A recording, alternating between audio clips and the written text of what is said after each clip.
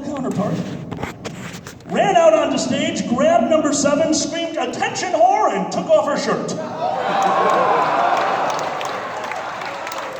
Now, they didn't quite know what to expect. Too Much Light Makes the Baby Go Blind is an improv troupe.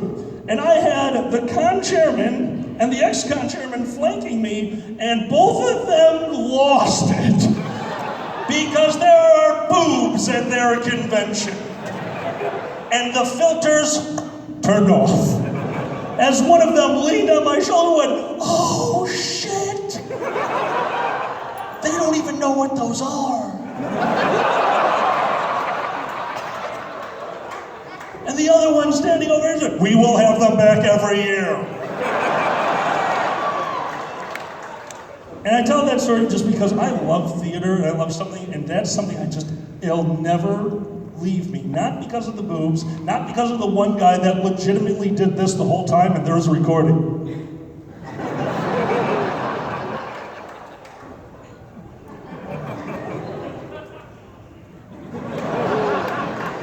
It was because the entire thing was one of those skits that'll stay with you forever, because the guy on stage, remember him? Was still telling his story the entire time, totally uninterested. He just kept going, telling this heartfelt sob story about his childhood while his partner ran around the audience with her shirt off. And when she got back behind stage, as the laughter was dying down, in perfect time, he goes, "But that's why I'm alive today." Scene! And everyone in the room went quiet for a second, like, what did we just do? That's not right. It's a wonderful, I have class. I don't know what I have in these pockets anymore. You guys just put shit in here, it's really annoying. I had a duck earlier, who did that? Do I have another flask?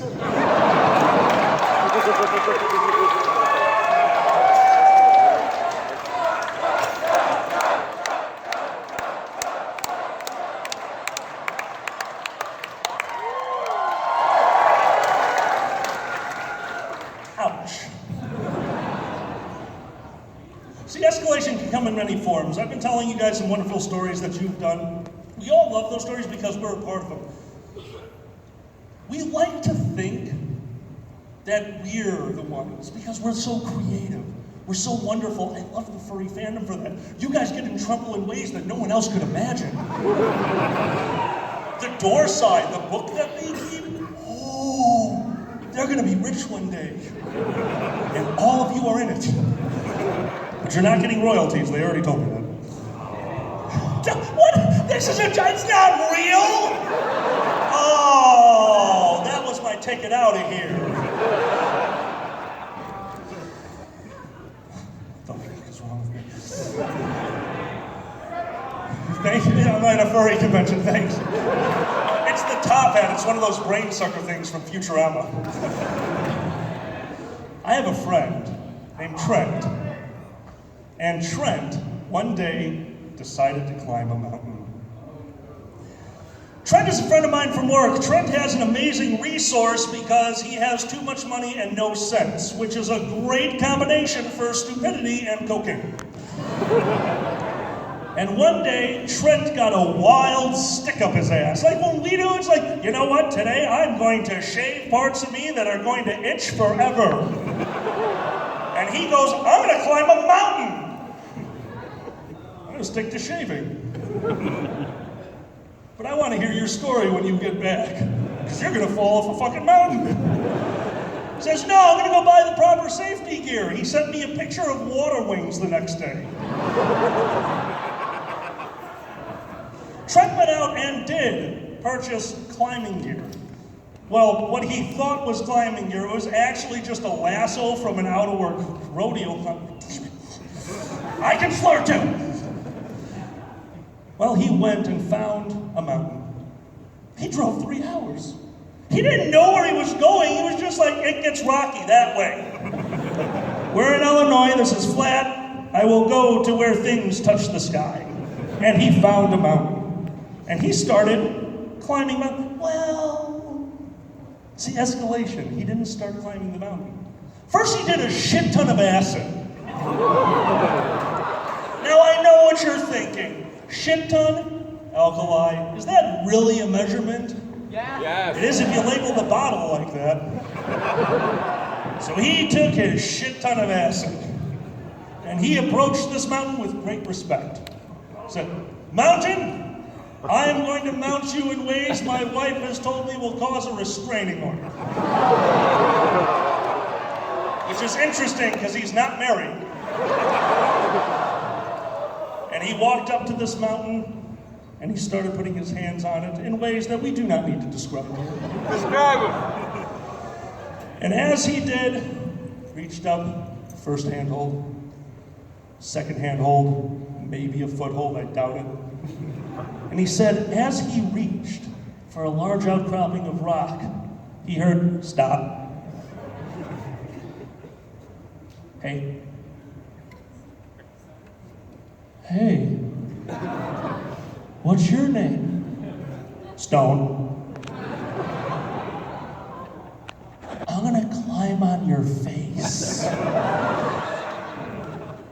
He said that it would have the texture of somebody's facial features, and he got to the nose before he started to get concerned.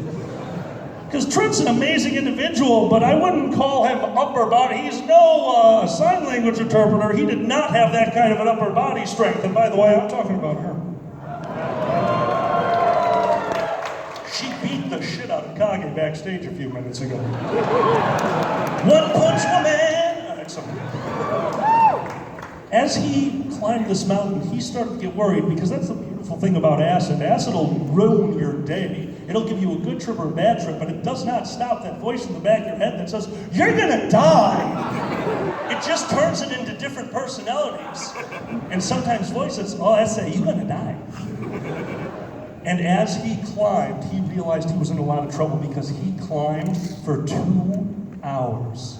And he kept climbing and climbing and trying to find a place where he could actually be safe. And at that 2-hour mark, he let go. He let go of the mountain. Because at some point you just give up on acid. Trust me. He woke up the next morning, a little bruised, covered in brambles, and looking around, and it took him a moment to get his bearings. That's when he realized that the night before, he did in fact climb a mountain for about 2 hours to the left. I might not know my right from my left. He had gone up about a few feet, found the nose, didn't want to get covered in snot, and started crawling this way. Gave up and fell to his death of 5 feet.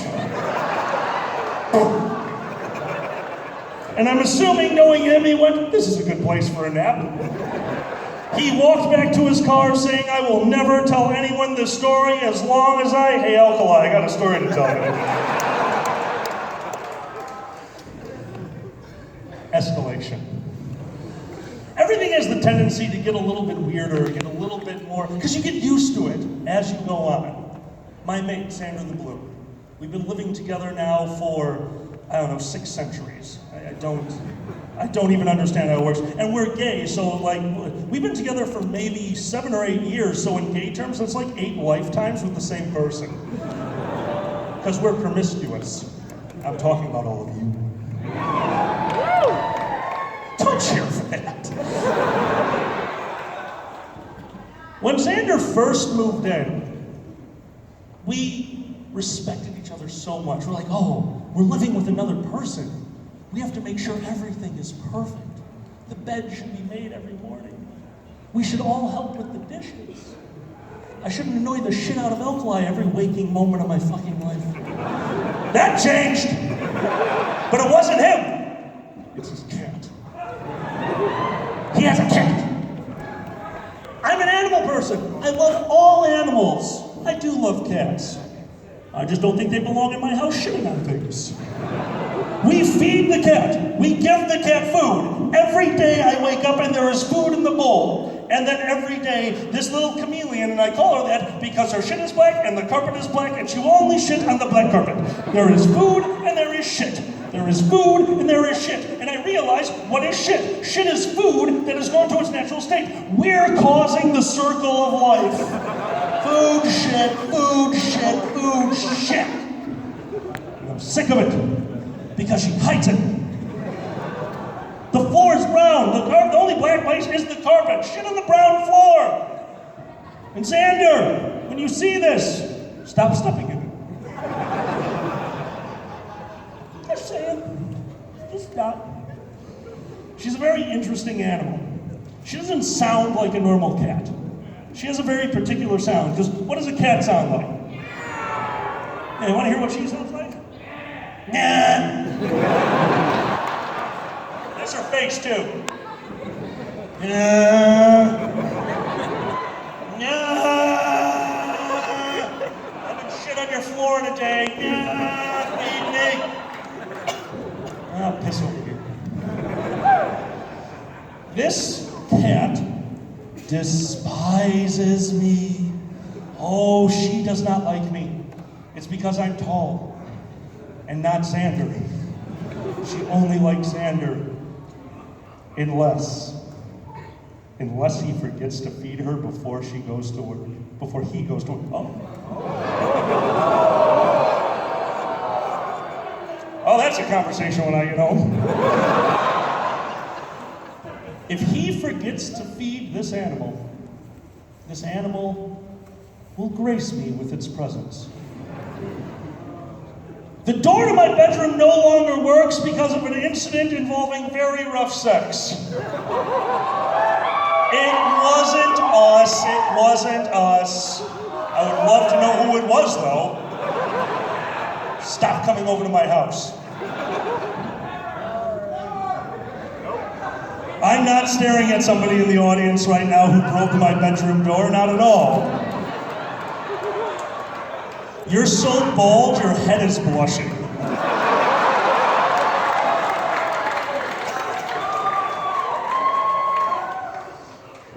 Yes, this cat figured out that my door does not latch. Now, who has pets? Who has pets? Raise your hand. I want to see. Oh, awesome. And it's wonderful having it at home. I used to have a dog. I used to have a little dog. It was a little beagle, a red-tick beagle. And if she missed me and the door was open, she'd put her little dog nose in the door and push it slightly. And she'd kind of like squeeze him through the door. End up shitting on my bed, but it's okay. She was so adorable. This cat enters the door like your mom when she knows what you're doing. Cat here. I have never met an animal who could slam the door into the wall. Why? Animals, for the most part, should be smarter than us at times. They only need the little open. She's like, no, I will enter gracefully. Bam. Fuck that wall. Then she walks up to the bed. Cats, light on their feet. Nope.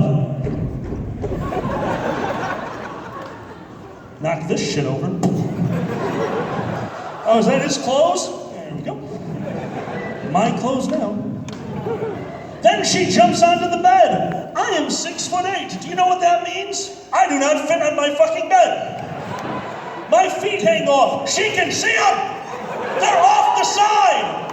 And yet every morning, damn it! Yes!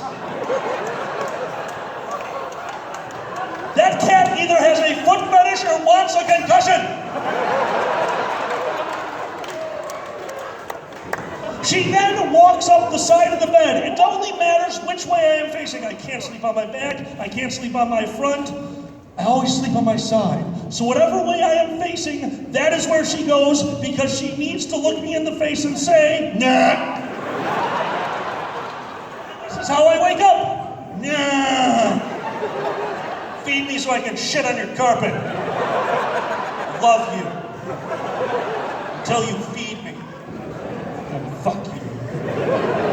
Well, I was done one morning. I had it. I am not going to put up with this little pussy. I rolled over. No, that's not a joke. I just forgot other words for cat. Feline, thank you. And that's the thing about this feline pussy. That time I just wanted to say pussy, man.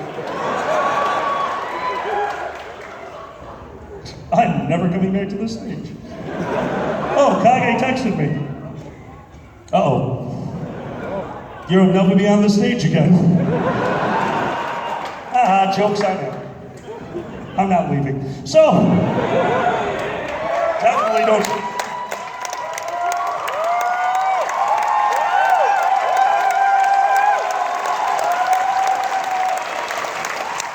Guys, I'm an improvised artist. Sure, that works. I improvise. That just means eventually it all goes to dick and dildo jokes.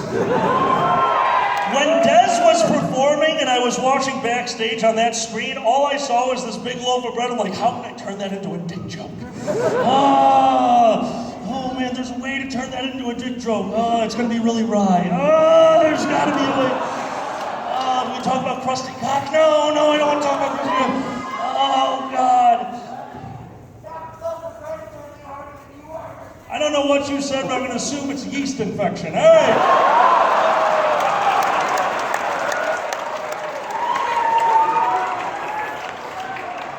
So as I lay on my back, eyes closed, in a battles of will against a cat. Yeah, I know. That's where this is going. Don't get ahead of me. As I'm laying there, she did something she never does. She put her paws right here. I know. Like, oh. Wait a minute. I'm soft and fluffy. I might be her bed now. And then she put her back paws here and crawled up here. Like, all right, two can play at this game. I'm gonna snore.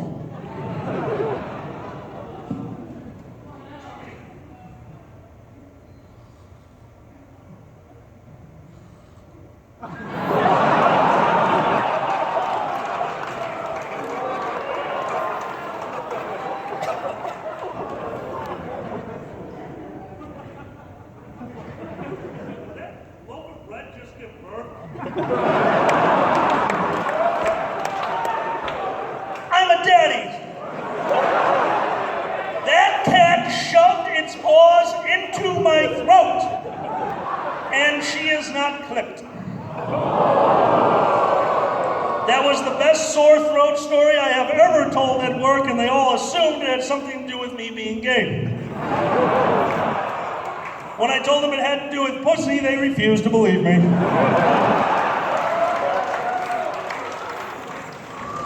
I fed the cat that morning.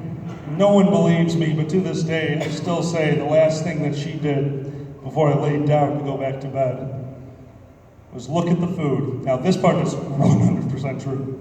Looked down at her food, looked at me, and went into her own bed without touching me. That fucking cat.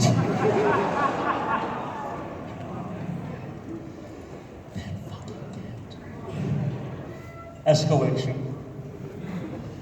Guys, everything I've been telling you, these are the experiences I've gone through. I've been proud to live the life I lead, and that's mostly because of you wonderful people. You have done things to me that Freud would just go, no, your mom was ugly, I don't know what the fuck's going on here. But none so much as my close group of friends.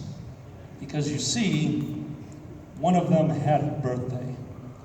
And when one of us has a birthday, you do what that person wants, and this person's doing things like, I want to get high as shit! Like, okay, let's see what we can do. We live in Chicago, so we put our hand out the window and pot a beer. It's raining pot, it's raining pot. That's how Chicago works. Pot and bullets, that is what we have in Chicago. 90% chance of participation or death. Did I just say participation? Okay, sure, that's my setback. So, we started off the night by having a brownie. A good old chocolatey brownie. I don't know what they did to this brownie, because pot brownies are brownie. Half an hour later, happy. This pot brownie was brownie. Half an hour later, what happened then? Oh no! Oh, I understand time and it's wrong. We walked to our disc golf course. We got to the first hole and you could tell where the game was going by the second hole. So the first game, they're like, oh yes, we have played disc golf before. Disc, air, go, flying saucers, excellent. And the second hole, 3 people shot at the same time and differently. The birthday boy had decided that the frisbees were cause for alarm and was throwing articles of clothing at them. He is missing a shoe. If any of you go to Palatine, please find that shoe. We're a little concerned that we could not find it. Also, there's about 20 discs out there. Because we became afraid of them. Because at one point we're like, wait a minute, we throw the discs and then we go where they went? You're not the boss of me. There we go, yeah, that one's gone. Oh, fuck him. I wish I was joking. On the walk back to the apartment, I turned around and looked at my mate doing this.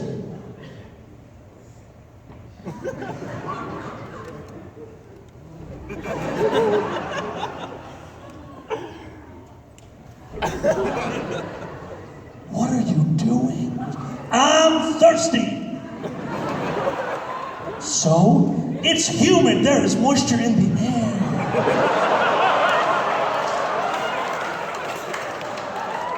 Well, I was thirsty. If I remember correctly, it was a little black sedan that walked by with 8 gentlemen doing this.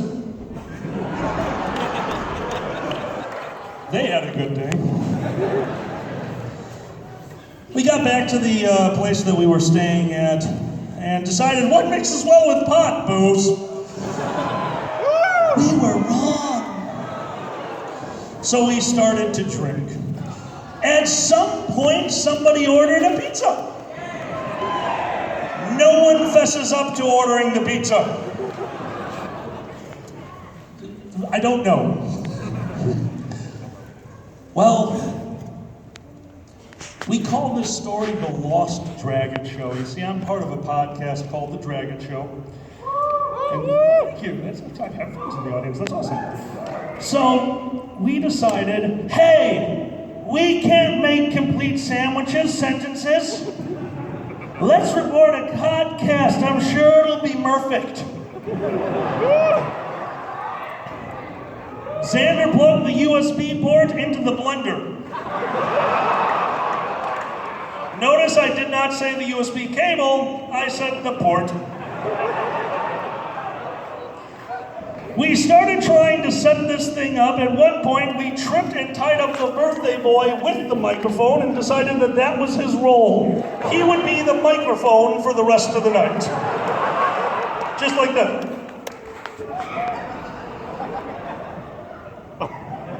It worked. And one of us, he wasn't feeling too good. He wasn't. Oh, we were in a hotel room, so he went all the way in the back of the suite. And the noises that came out of that bathroom, they weren't human. Because when you vomit, I understand, like, it's happened to most of us. It happens to the best of us. Food goes from here to there.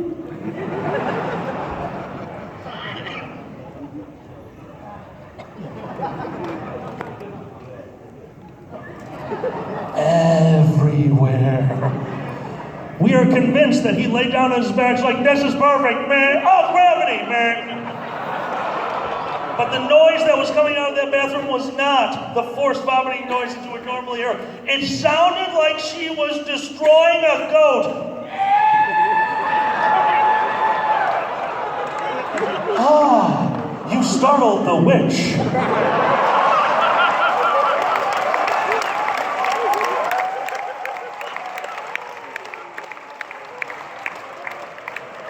There was a loud banging at the door. We were convinced it was the CIA. One of my friends, not knowing the difference between the United States and Russia, was yelling, "Gazpacho's here, gazpacho's here." Yes, we have a recording of this. No. No, you will never hear it because things were said. And finally, one of us got the wherewithal to go, "Oh, that's the door. Somebody ordered a pizza." And we opened the door, and this young pizza boy is standing outside and said, "Hey, I have your..."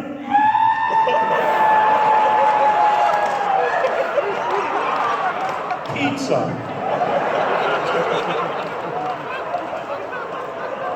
And Dragor walked up to the door and went, "You want to join us for a podcast? I lost my shoe."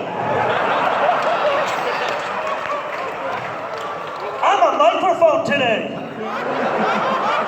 Beep, beep. We have no idea why. That was just how he talked now. And this pizza guy is just looking into the room like, "Is everything okay?" Like, "Yeah, we're just partying." Goes, "Oh, I understand that." And here comes our nearly nude friend, covered in what could only be described as the pizza from yesterday. Fuck all you guys, just fuck all you guys, fucking, just covered. And that was also the person's clothing, so, yeah. We looked at this pizza guy, he's like, "How much for you to just go away?" And the birthday guy said, "No, join us for the podcast!" And he goes, "I want to." And you could see the wheels turning. And I can tell you right now that I was high enough that I could read his thoughts. This is going to be the greatest night ever, or they're going to kill me. Kill me on the greatest night ever. He goes, "No, I have to work. I have to go back." And as we take the pizza, he was like, "Man, I wish I could stay, but I just need the tip." And the birthday goes, "Tip is stay in school," threw a $20 bill at him and kicked the door closed. And screamed, "I did that without a shoe!" Ladies and gentlemen, escalation!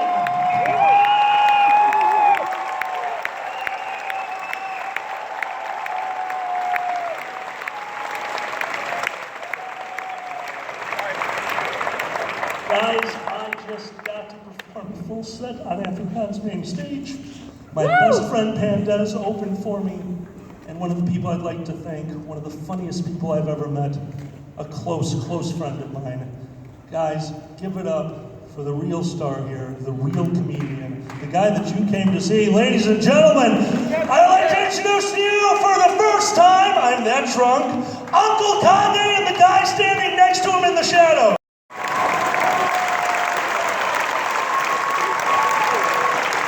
Guys, should we have him back next year?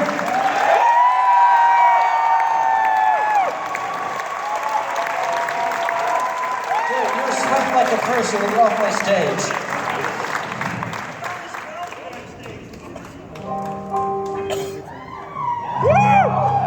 You like your present? The name?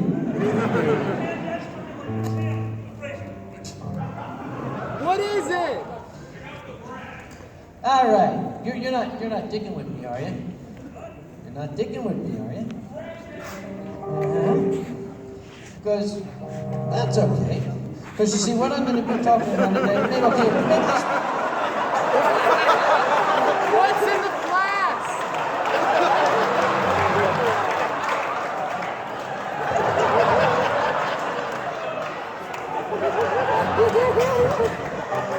Take it.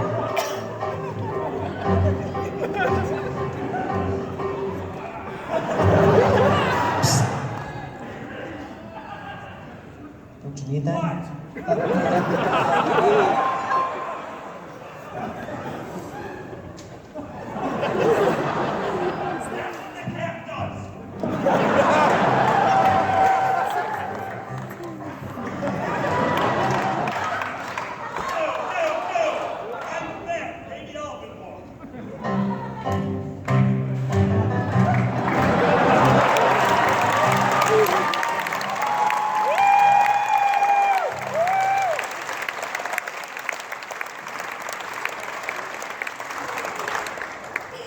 Hi.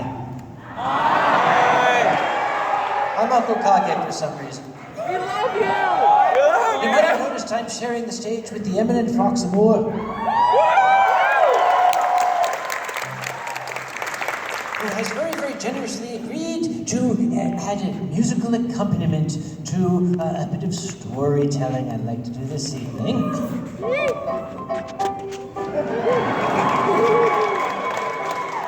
The thing is, he's Scottish, that's so cute. So, you ready, you great watermelon patch? Aye, laddie. What are you laughing at, you great clockwork twin? That's his dad. Alright, as I said, I'm Uncle Kage for whatever reason. I'm the chairman of this organization, please kill me. Whatever went wrong with the fursuit parade today, that was my fault. I'm terribly sorry, we'll fix it next year. But, as the chairman of this organization, I often am called upon to take care of some things. There's a saying in furry fandom that you may have heard, and I probably should have told Alkali it was a PG-13 show, but to hell with that, I think we're done now. There's a saying in furry fandom that you don't fuck with Uncle Kage. Yeah! There's breadcrumbs in my wine. There's a corollary to that saying. You don't fuck with furry fandom when Uncle Kage's around.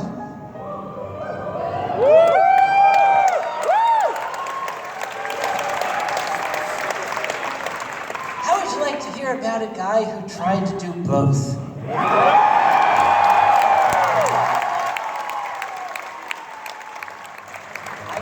Forward to telling this? I think that was a yes. I think that's a yes. Or aye. Aye. Thank you, you bunch of celery, all ya. Actually, I should probably explain this joke before we go any Yeah, further. go on. Kage is like using like just random objects as insults. In Glasgow, the accent is so harsh, you can literally call a person an inanimate object and it sounds offensive. So if he calls you like, "Ya pair of hedge clippers," it just sounds offensive no matter what you say. And ever since then, he's been calling people everything from like spatulas to, what was the recent one you called me on Twitter? Which one was that?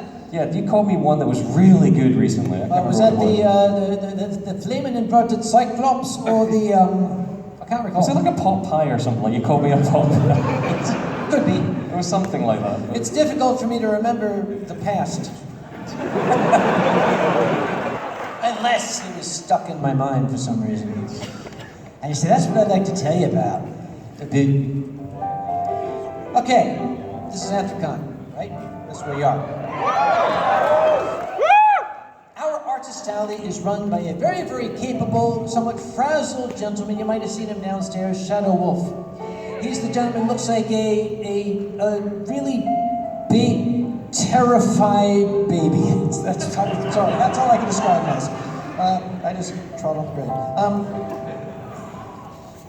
Shadow sent me an email from his home in Pennsylvania to my home in North Carolina, and he said, "I would like to buy a POS."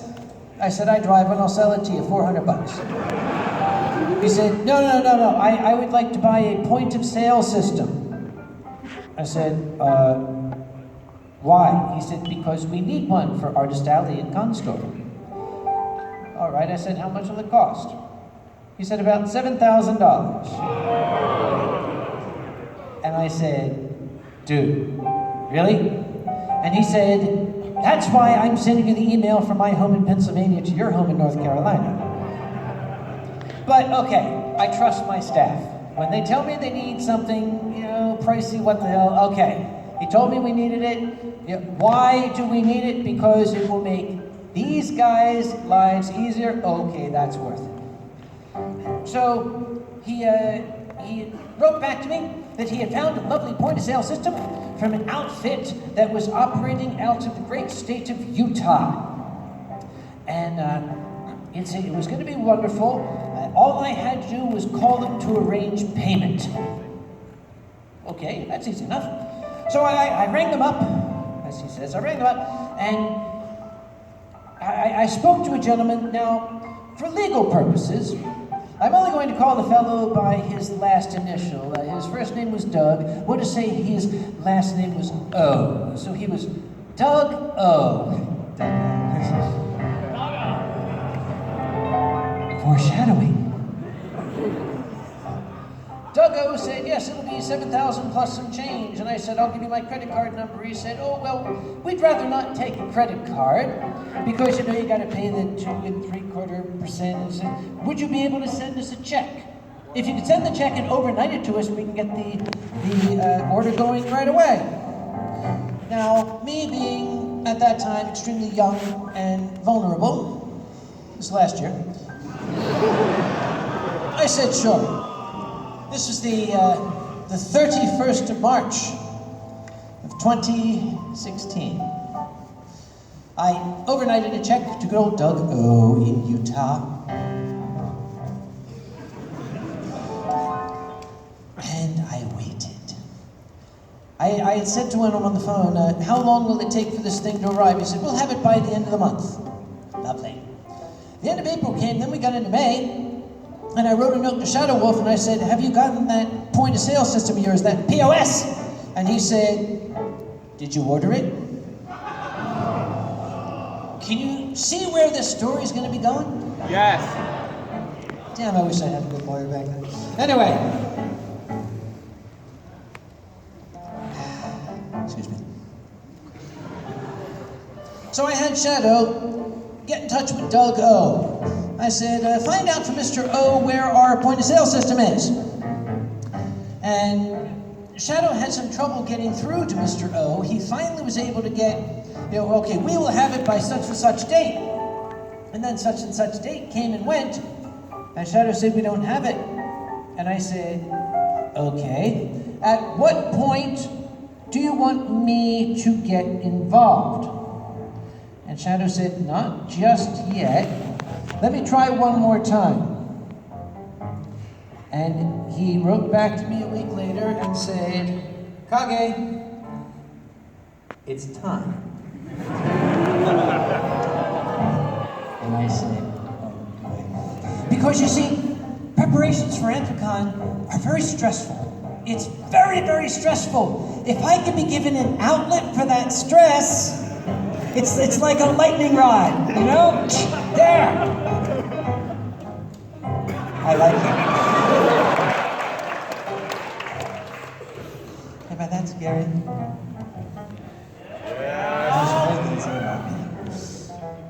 So, I said to Shadow, okay, tell Doug O that I would like to know when we're going to get this. The CEO of Anthrocon would like to know when this crap is going to get here. I actually got an email from Doug O saying, yes, I know it was excuse A through J. We will have it to you by the 10th of June. And I said, okay, that's the drop dead date. Of course, our convention is at the end of the month. If we don't have it by the 10th of June, that's a problem. The 10th of June came. The end of the day, I called up Shadow, and I said, do you have any packages? He said, no. And I said, good.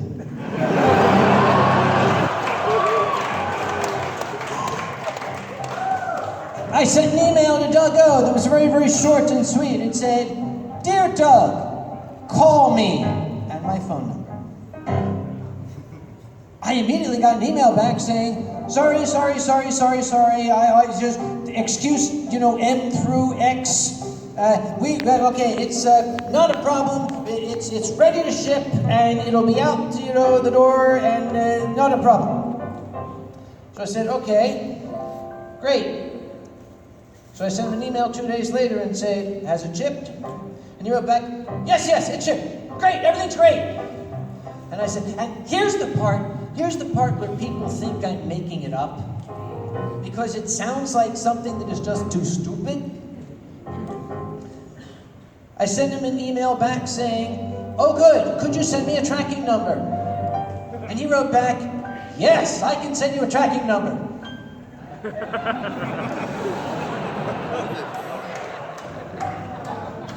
Okay. When are you going to send me the tracking number? He said, "I'll send it to you by the end of the day." All right, okay. The end of the day came. I probably should have asked him which day.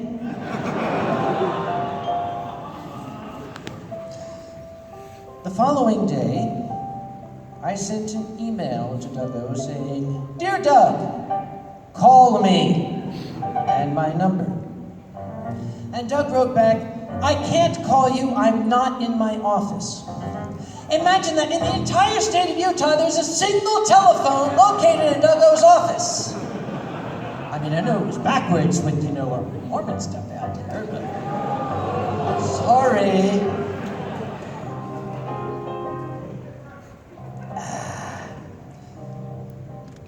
I didn't like that answer, so I said, "Okay, I want that tracking number, and I want you to send it to me now." I got back the strangest reply. I wasn't sure what to make of this. The email that I got back said, "Dear Sam, I don't like your attitude. I'm not going to talk to you anymore." It said, "I'm only going to talk to Shadow from now on." And I said, "This is getting good." Oh boy. So I wrote back, very patiently, finger shaking, I wrote back, "Is that so? Hello, Shadow is CC'd on this. Cancel that order. We don't want it anymore. Order me another one."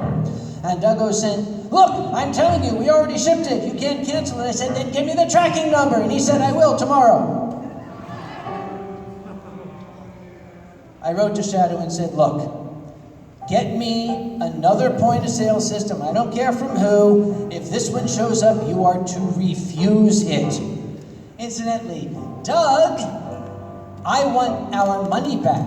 Not my money back, not Anthrocon's money back, your money back. I want that money back, and I am going to give you 10 days. He wrote back this long, rambling dissertation about my ancestry. Some of it was true, but we're not going to get into the details. You can talk to my mom about that. I didn't even read it. I was busy. We're getting ready for Anthrocon. So Shadow called and said, "We have a brand new point of sale system." I don't know if I told you this. I don't know if I told you. The new point of sale system came with an operating system disk for the computers. He tried to link it up to Doug O's point of sale system, and this malware warning came up. And Shadow sent this to me, and I said, "This is really starting to get good." Anthrocon came and went, and I realized I had not heard from Doug O. So I sent him an email saying, "Dear Doug, I have not heard from you. Where is my payment?" He didn't write back in the next 60 seconds, so I decided to take the next step. I looked up online, this internet you kids are so happy about, buttons and the return key and all. How to file a lawsuit in the state of Utah. I don't know if this is the same everywhere. If you got a small claims lawsuit in the state of Utah, all it takes is fill out this 2-page form and send us $150. Okay. I do that going to the bar on Friday. This is going to be great.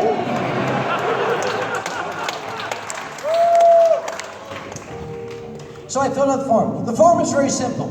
Who are you? Who is he? Why did he piss you off? Love the judge. I am Anthrocon. He is Duggo. I bought something. He did not give it to me. I want my money back. He will not give it to me. He is a dick. Help me. later, it comes back with a nice big stamp on it. Yes, approved. You have an official court date of October 5th. Okay, official court date. Now, for those of you who are not of this country, say you're Canadian, by the way, happy Canada Day. For those of you, give me Canada. I only know it from South Park, I don't know the rest of it. Give us God save the Queen instead, don't have to be Canadian. Right? You get a process server. Essentially, you call up a guy, his job is to take a bunch of papers, and go up to the guy and say, hi, boom, you have been served. That's how it works. So I called up a process server in Utah, and I said, hi, I have a case, I need papers served. And the process server said, okay, what is the dick's name? I said, well, the defendant said, that's short for defendant. The defendant's name is O. And the process server said, Doug O? I said, as a matter of fact, yes it is. Do you know him? And there was a pause, and the gentleman said, oh, well, we know him, yeah. I said, okay. Do you need his address? No, we got it, no problem. So a few days later, I got back from the process server. Yes, he has been served. He has been summoned. You have a court date on the 5th of October. Yay! In Salt Lake City, Utah. So I had to make arrangements to fly to Utah. Now, I'm going to appear in court, and I'm going to be facing Doug O. If you're going to go to court, you don't wear this. Okay, this is not proper attire for court. You want to look nice, right? Shut up.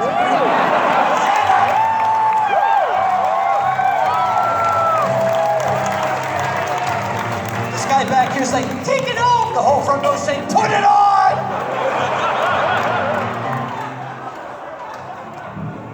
If you're gonna go to court, you want to look good.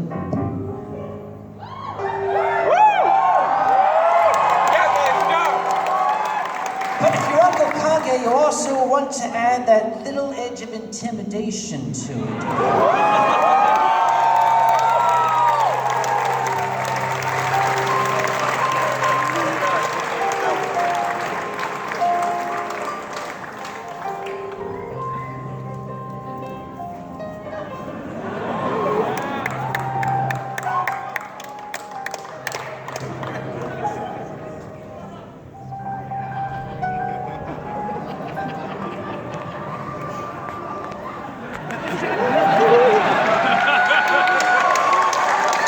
Now do you want to fuck with Uncle Kage? Bring it on.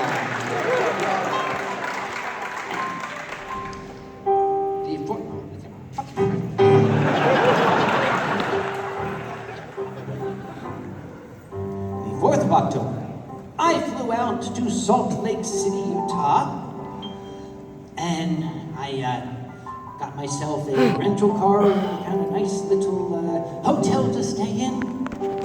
And the next morning, I went to the courtroom building. Now, there was something they hadn't really prepared me for.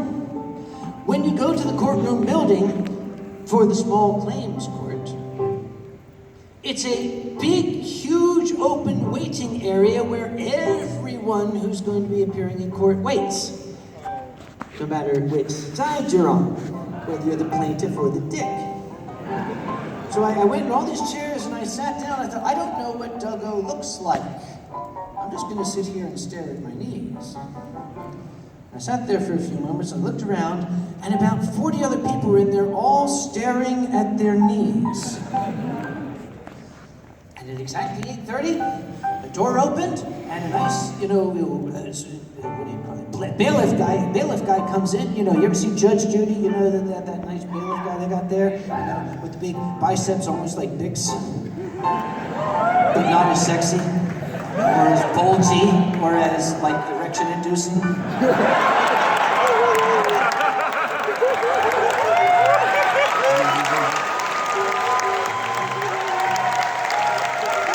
This guy going to murder me until I am dead one of these days. Do you notice him nodding? Let us hear it, by the way, for Vic and Lauren, our interpreters, making us available.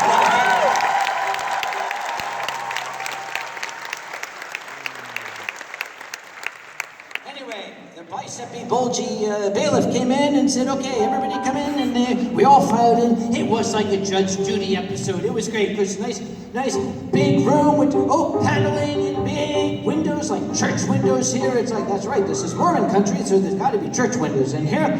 So I went in and I sat down, and it's, must be a church. Very good. And when I sat down, picked up the hymnal, and the bailiff came in, and then was asking everybody, what is your case? Yours, and you, Anthrocon? I said, yes. Yes, he said, I wrote it down. And he went back out, and he came back in a few moments later with a court reporter and a judge. He said, all rise. All rise, we did that. And he said, everybody whose case is going to be adjudicated by, what do you call that thing when you get a guy in who says, I don't like you, fuck off. What's his name? Oh, yes, arbiter. You're the lawyer. What the hell good are you? That's the boots and the badger in the front row.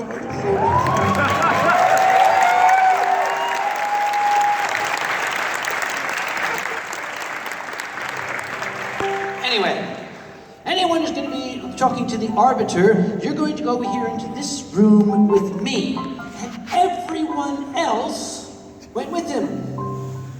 And I said, and the lawyer said, oh no, Anthrocon, that's going to be done in here. I said, okay. Everybody else left and left me all by myself.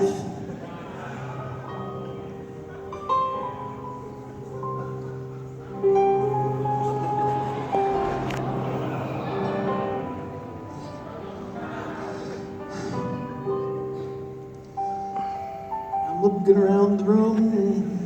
It was all quiet, kind of spooky. 10 minutes or so went by. Kind of bored. I was looking up, the judge had this big swivel chair. I'm thinking it'd be kind of fun.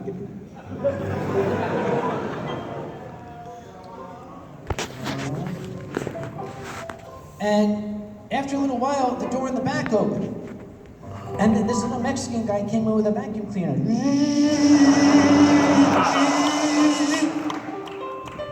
He came by me.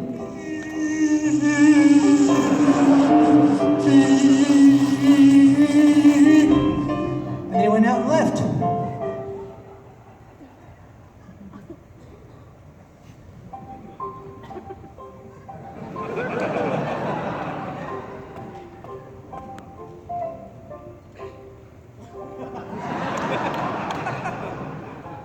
And the door opened again, and in came the bailiff, the court reporter, and the judge. The bailiff said, all rise.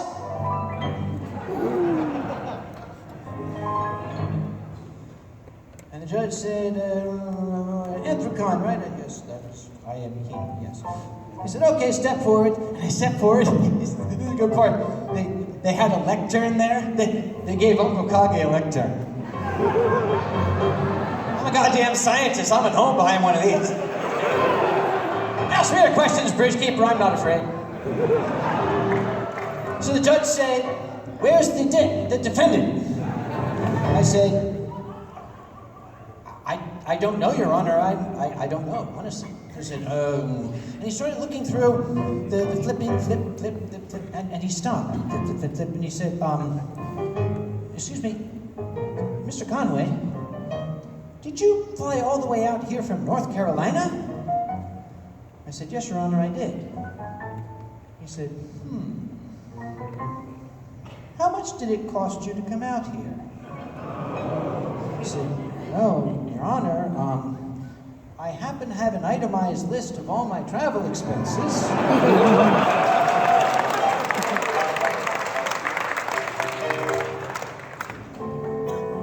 And the judge went through, okay, airfare, okay, rental car, gas, okay, hotel, Did you have breakfast this morning? Yes. He said, what did you spend on breakfast? I said, 11, 12, 25. Okay, yes, that's right. We got it up to like $8,500.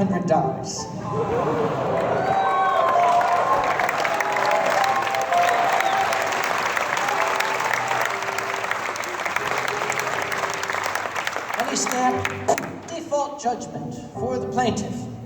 And he was going to dismiss it. I said, I beg your pardon, Your Honor. Before you dismiss the case, I do have some information that may be germane to the case. Learned that from Judge Judy, too. He said, what's that? I said, well, it seems that this is not the first time that Mr. O has failed to appear in court. My understanding is he was sued by somebody else and blew that court date off, too. And I watched the judge's face do this.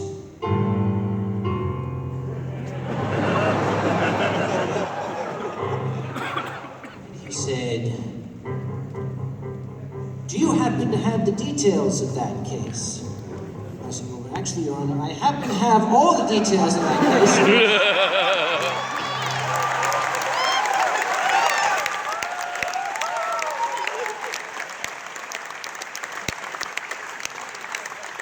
The judge looked very stern, very cross. And I decided to go out on a limb. I said, I honestly don't know, Your Honor, if you're in a position to advise me and such, but it's 9:30 in the morning. My plane doesn't leave from Salt Lake City until 6:30 tonight. Would you have any opinion, one way or the other, about me driving out to see Doug O himself and handing him all these papers personally?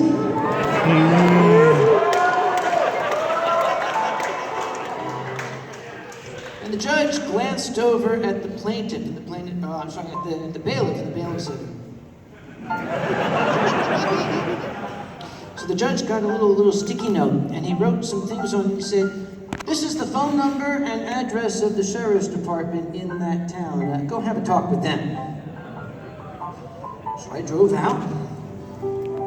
into the sheriff's department, and I went to the front, and I was in, ding, ding. Your main deputy came? Yeah. I'd ring a couple times. Hang on, I've got a better sound, please.